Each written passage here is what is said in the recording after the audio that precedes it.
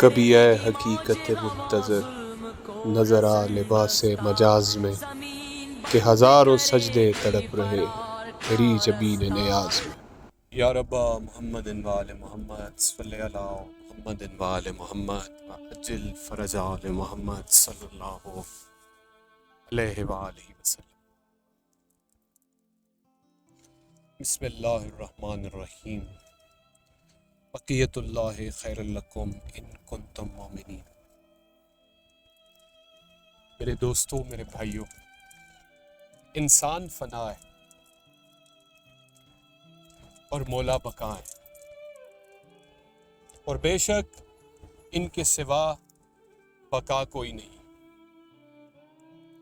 اور یہ وہ پاک ہستیاں ہیں جو بقا کی جانب انسانیت کو لے کر جاتی ہیں، اور یہ ہم انسان ہیں جو بقا سے بھاگتے ہیں اور فنا کی طرف راغب ہوئے پڑے ہیں۔ اب دنیا، یہ عیش و عشرت، مال، یہ لذات، یہ شہوات، یہ سب فنا ہونے والی چیزیں ہیں۔ جیسے انسان کو بھوک لگی، اس نے کھانا کھایا تو اس کی بھوک مٹ گئی، ختم ہو گئی۔ ٹھیک اسی طرح انسان بھی فنا ہے۔ جب یہ مر جائے گا تو اس کے ساتھ کیا ہوگا یہ خدا ہی جانتا ہے، لیکن انسان فنا ہے۔ اور یہ قرآن کریم میں رب تعالیٰ نے، خداوند کریم نے، خدا لم یزل نے کھلے الفاظ میں فرما دیا کہ انسان فنا ہے، اس نے فنا ہونا ہے۔ اب اسی سے بات کو آگے بڑھائیں گے کہ انسان کی زندگی کا مقصد کیا ہے۔ ایک انسان ہے، ایک شخص ہے جو پیدا ہوا ہے، اس کی زندگی کا مقصد کیا ہے؟ اس نے زندگی میں اپنا کون سا کوئی ایسا گول رکھا ہے جس کو اس نے اچیو کرنا ہے؟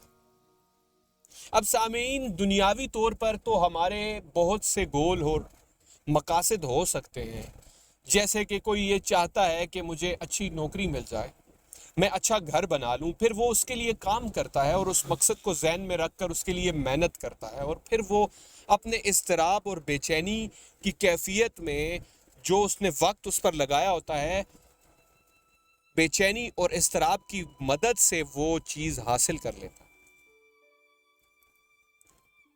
اب یہ مقصد صرف دنیاوی مقصد ہے، یہ مقصد فنا ہے، کیونکہ یہ دنیا ہے، یہ لذات دنیا ہے، یہ شہوات دنیا ہے، یہ سٹیٹس، یہ معاملات، یہ سب فنا ہے۔ یہ دنیا فنا ہے تو سب معاملات بھی فنا ہے، یہ دنیا فنا ہے تو بلڈنگیں بھی فنا ہے، یہ دنیا فنا ہے تو گاڑیاں بھی فنا ہے، اور یہ دنیا فنا ہے تو انسان بھی فنا ہے۔ اب ایک ایسا انسان ہے جس کا مقصد خداوند کریم کی پاک ذات کو ڈھونڈنا ہے اور اس کے مظہر کو تلاش کرنا ہے۔ سمپل الفاظ میں اور سیدھی اور سلیس گفتگو میں، زبان میں، اس نے اپنے مولا کو تلاش کرنا ہے۔ ایک دو انسان ہے، ایک کا مقصد دنیا ہے جو کہ فنا ہے، اور ایک انسان ہے جس کا مقصد مولا ہے جو بقا ہے۔ اب ایک بات ہمیں ذہن نشین کر لینی چاہیے کہ مولا کو ہماری ضرورت نہیں ہے، کسی صورت وہ مجبور نہیں ہے، وہ ہماری نصرت کے لیے کسی طرح بھی مجبور نہیں ہے، نہ انہیں ہماری ضرورت ہے۔ یہ تو کریم پاک ذات ہیں جو یہ چاہتی ہیں کہ اس انسانیت کی، ہمارے چاہنے والوں کی بقا ہو جائے، یہ بقا پر آ جائیں، اور یہ مر کے بھی زندہ ہو جائیں۔ اور بقا کا مطلب ہے ہمیشہ رہنا، ہمیشہ رہنا۔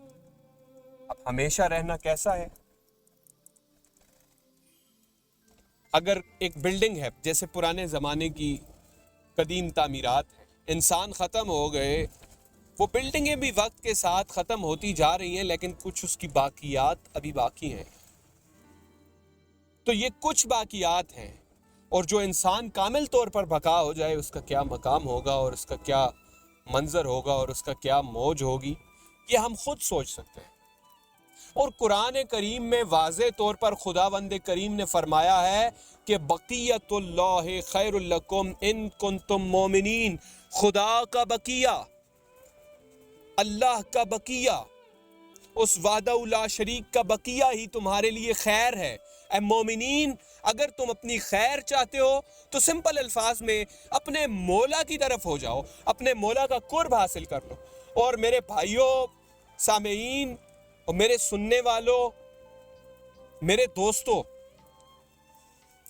ہم اس زندگی میں اس نہج پر پہنچ چکے ہیں کہ اب عنقریب ہے کہ ہمیں وہ آگ اپنی لپیٹ میں جھکڑ لے، جس سے بچنا صرف اور صرف مولا والوں نے ہے، مخلصین نے بچنا ہے۔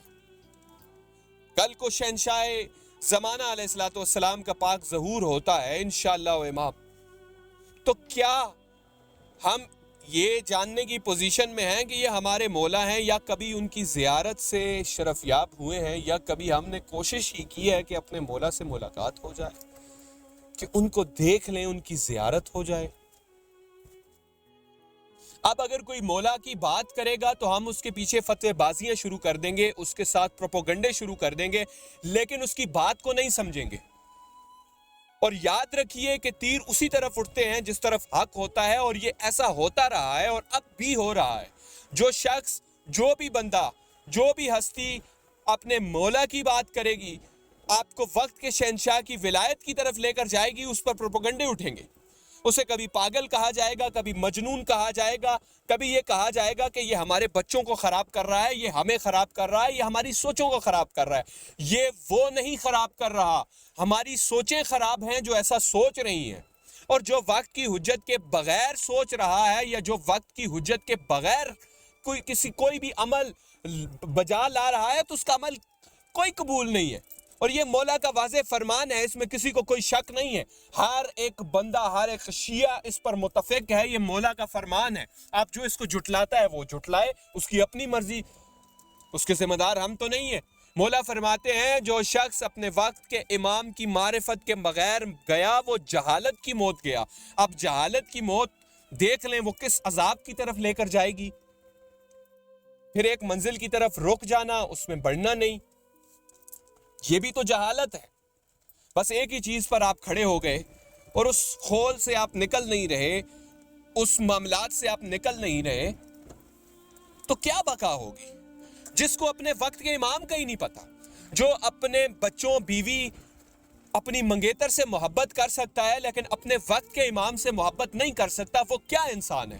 اس کو کس چیز کا احسان ہے؟ اور یہ شیعہ قوم اتنی بخت والی قوم ہے جن کے امام، جن کے ہادی بندے نہیں ہیں، اور یہ ساتھ ہی اتنی بدبخت قوم بھی ہے کہ ان ہستیوں کے ساتھ محبت نہیں کرتی، ان ہستیوں کا ذکر نہیں کرتی۔ کل بیان ہوا، ایک ویڈیو میں نے بات کی تھی کہ ہماری زبان کو بھی عادت نہیں ہے ان کو پکارنے کی، ہم نے تو اس کو بھی عادت نہیں ڈالی۔ کسی مصیبت یا پریشانی میں فوراً امیڈیٹلی ہمیں کیا ہمارے کلمات زبان سے نکلیں گے؟ تو سامعین، میرے بھائیوں، باتیں سخت ضرور ہیں، خدا جانتا ہے سخت ضرور ہے، لیکن یہ شاید آپ کے ساتھ بات کرنے سے زیادہ میں خود کے ساتھ بات کر رہا ہوتا ہوں۔ جب میں دوبارہ ان باتوں کو سنتا ہوں تو پھر مجھے بھی یہ شوق دیتی ہیں، لیکن حقیقت تو یہی ہے نا۔ یا اس کو آپ جھٹلا دیں کہ نہیں ایسا نہیں ہے، یا اس فرمان کو آپ جھٹلا دیں کہ نہیں ایسا نہیں ہے، محبت کا ہمیں نہیں کہا گیا، اور پاک رسول اللہ کے اس فرمان کو جھٹلا دیں کہ تم اس وقت تک مومن نہیں ہو سکتے، تمہارا ایمان اس وقت تک کامل نہیں ہو سکتا جب تک تم ہم سے اپنی مال، جان، آل، اولاد، والدین، غرض یہ کہ دنیا کی ہر چیز سے بڑھ کر ہم سے محبت نہ کر لو۔ محبت، محبت، محبت، محبت۔ قُلْ لَا أَسْأَلُكُمْ عَلَيْهِ أَجْرًا إِلَّا الْمَوَدَّةَ فِي الْقُرْبَىٰ۔ اب مودت کیسے آئے گی؟ جب محبت ہوگی، محبت جب اپنے درجہ کمال پر پہنچنا شروع ہوگی اور اپنا سفر شروع کرے گی تو مودت آ جائے گی۔ لیکن اگر ہم ان چیزوں کو صرف ذہنوں میں ہی، سوچوں میں ہی رکھیں گے اور اس پر کوئی پریکٹیکل نہیں کریں گے تو ہمارا کوئی حال نہیں ہے۔ اور پوچھ تو ہونی ہے، پوچھا تو جائے گا، حساب تو ہوگا۔ کہیں ایسا نہ ہو کہ اس وقت جب حساب ہونے والا ہو اور توبہ کے دروازے بھی بند ہو چکے ہوں اور ہمارے پاس حساب کتاب کے لیے کوئی چیز موجود نہ ہو. اور ہماری زندگی کا مقصد یہ نہیں ہونا چاہیے کہ ہم نے روٹی کمانی ہے, کھانا پینا ہے اور بس سو جانا ہے اور یہی زندگی کا مقصد ہے. یہ زندگی تو جانور بھی جی رہے ہیں, وہ کھا رہے ہیں, پی رہے ہیں, کھانا ان کو مل رہا ہے, اگرچہ وہ کما نہیں رہے لیکن کھانا انہیں مل رہا ہے, اس کے لیے مشقت کر کے کھا پی رہے ہیں اور بس وہ مر جاتے ہیں اسی طرح. یہ کون سا مقصد ہے؟ انسان کو اشرف المخلوقات وہ کون سی چیز بناتی ہے؟ وہ ہے اپنے وقت کے امام کی معرفت اور اپنے وقت کے امام کا قرب اس کو, اور جو جتنا اپنے امام کی قربت میں ہوتا ہے وہ اتنا اشرف ہوتا جاتا ہے, اس کو اتنی اشرف المخلوقات میں وہ شامل ہوتا جاتا ہے, وہ پھر اشرف انسان بنتا ہے جو اپنے وقت کے امام کی قربت میں ہوتا ہے. اور جو اپنے وقت کے امام کی قربت میں نہیں ہوتا وہ اشرف المخلوقات تو کیا انسان بھی نہیں ہوتا. انسان کو انسان اس کی شکل نے نہیں, اس کی سوچ اور اس کی عقل نے بنایا. یہ تو ایک لبادہ ہے نا جو ہم پر انسانیت کا لبادہ ہے, یہ تو ایک لبادہ ہے. اب جانوروں کا لبادہ کچھ اور ہے, ہمارا لبادہ کچھ اور ہے. اس لبادے میں جو انسانیت چھپی ہوئی ہے وہ اشرف انسانیت کیسے ہوگی, وہ انسان بامشرف کیسے ہوگا؟ وہ اپنے وقت کے امام کی قربت کے ساتھ ہوگا. اور مولا کا شعور بیدار کرو اپنی محافل میں, اپنے وقتوں میں, اور دن رات مولا کو یاد کرو اور مولا کے لیے احساس کرو, مولا کو سلام کرو, صبح اٹھ کر مالک شہنشاہ کو سلام کرو, ان کی بارگاہ میں سلام عرض کرو. اور کم از کم اتنا تو ہمارا حق بنتا ہے نا, ہم ان کی رعیت ہیں, کہ اپنے وقت کے شہنشاہ کو سلام ہی کر لیں, کوئی احساس ہی کر لیں ان کے لیے کہ ہم ان کی رعیت ہیں, ہمیں کچھ احساس ہو جائے. پر افسوس ہمیں کوئی احساس نہیں ہوتا,